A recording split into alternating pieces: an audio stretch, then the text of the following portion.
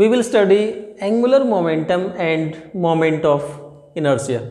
Dear students, let us consider a rigid body which is rotating about this xy. इस प्रकार से हमने मान लिया कि this is axis of rotation and the body is rotating about this axis of rotation.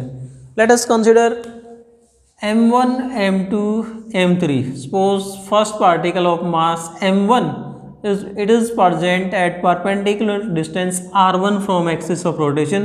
This is second particle of mass m2 present at perpendicular distance r2 from axis of rotation, and in the same way ये मान लेते हैं nth particle having mass mn and perpendicular distance rn from axis of rotation.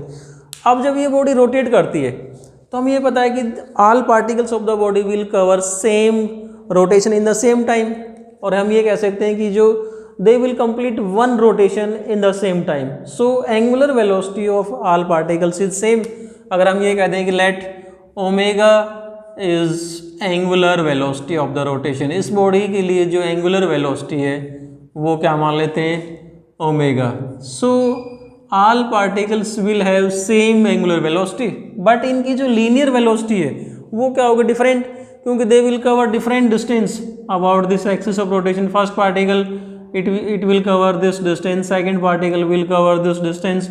तो particle axis of rotation से जितना दूर होगा उसका जो linear distance होगा उतना ज़्यादा होगा, उसकी velocity उतनी ही क्या होगी, ज़्यादा होगी. So their linear velocity is different. So हम क्या मान लेते हैं v1, v2 and so on, and last particle की क्या मान लेते हैं vn. ये क्या मान लेते हैं इनकी linear velocity of particles of the body.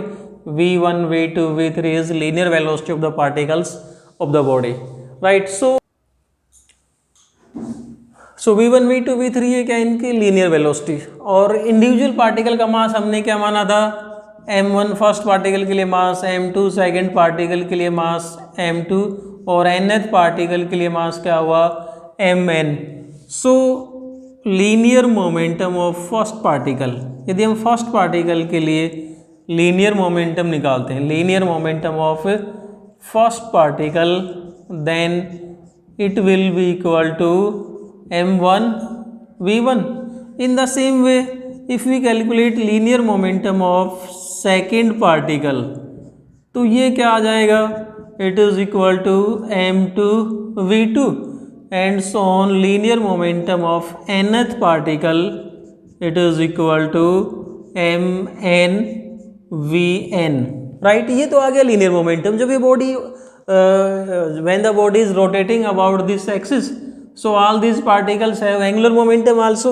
So if we calculate angular momentum of first particle, if we calculate angular momentum of first particle, then it is equal to, याद कीजिए आप relation, what is the relation between linear momentum and angular momentum is, we know that L is equal to R into P, product of linear momentum and perpendicular distance from axis of rotation.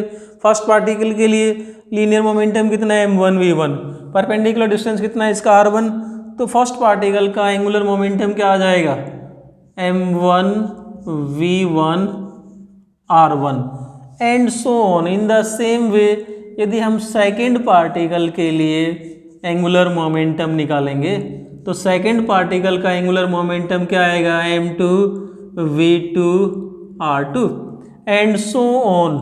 Last में यदि हम nth particle का angular momentum निकालेंगे तो nth particle के लिए क्या आ जाएगा mn vn rn. Total body का जो एंगुलर मोमेंटम आ जाएगा, we can say that angular momentum of the total body.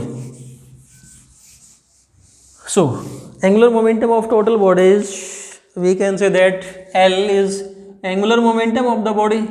L is equal to L1 plus L2 plus L3 and so on plus Ln, where L1 is angular momentum of first particle, L2 angular momentum of second particle. सभी के angular momentum को जोड़ दिया, क्या आ गया total angular momentum of the body.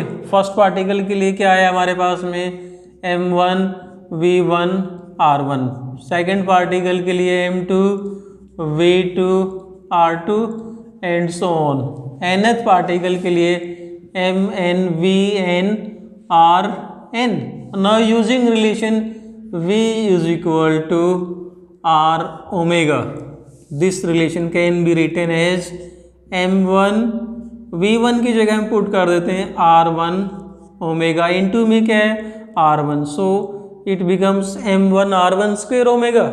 In the same way second result में m2 v2 की जगह क्या पुट करेंगे r2 ओमेगा, और इनटू में क्या है r2, so it becomes r2 omega and so on. nth particle के लिए it can be written as mn rn square omega. Omega is angular velocity and all particles have same angular velocity, so सभी में यहाँ से omega हम common ले लेते हैं, तो क्या बचेगा ये m1 r1 square plus m2 r2 square and so on, और ये रह गया mn rn square into omega.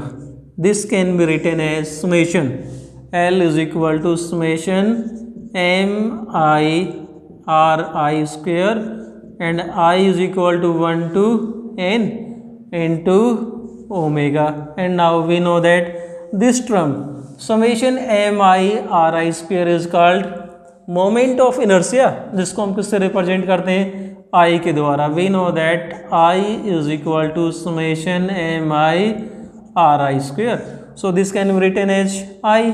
then relation we have the relation L is equal to I omega, this is the relation between angular momentum and moment of inertia, L is equal to I omega। if you write this result in vector form then it can be written as vector L is equal to I vector omega। now if we compare this result in case of linear motion then we know that in linear motion linear momentum p is equal to क्या होता है mv। now p का rotational equivalent क्या होता है angular momentum l, मास का rotational equivalent क्या होता है moment of inertia I, v का रोटेशनल इक्विवेलेंट क्या होता है ओमेगा। सो डायरेक्टली हमने यहाँ से रिलेशन कैलकुलेट किया and from this rotation we have the result L is equal to I omega। सो ये था हमारे पास में concept relation between angular momentum and moment of inertia। Thanks।